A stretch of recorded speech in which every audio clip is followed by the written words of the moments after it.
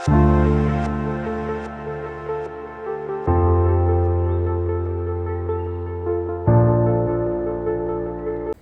ગઈકાલે તમે રાજ્ય પરીક્ષા બોર્ડની મુલાકાતે ગયા હતા, તો ત્યાં શું કહેવામાં આવ્યું કે ભાઈ પરીક્ષા ટેટ માટે લેશે કે કેમ? સર, ગઈકાલે અમે ખરેખર ગયા હતા રાજ્ય પરીક્ષા બોર્ડની મુલાકાતે AEIAT ની પરીક્ષાની બાબત માટે ચર્ચા માટે. તો ત્યાંથી એવું કહેવામાં આવ્યું છે કે સાહેબ અમે આ બધી પરીક્ષા AEIAT એક્સ્ટ્રા છે એ હમણાં પૂરી કરશું અને પછી આપણી આ ભરતી પ્રક્રિયા પૂરી થાય ઓફિશિયલી, સમજો કે 1-2 મહિનામાં, અને પછી તો અમારું પ્લાનિંગ છે તે આ વખતની જે TET 1, TET 2, TAT secondary, TAT higher સેકન્ડરીની પરીક્ષાઓ છે એ અમે ગયા વર્ષે લઈ શકાણી નથી, એટલે કે સમજો કે 2024માં નથી લેવાની, તો 25માં પ્લાનિંગમાં છે. રાજ્ય પરીક્ષા બોર્ડ આયોજન કરી રહ્યું છે અને જે ગુજરાતના વિદ્યાર્થી મિત્રોએ BEd DLEd કર્યું છે એમના માટે મિત્રો પરીક્ષા ચોક્કસ આવવાની છે. સારામાં સારી તૈયારી કરજો.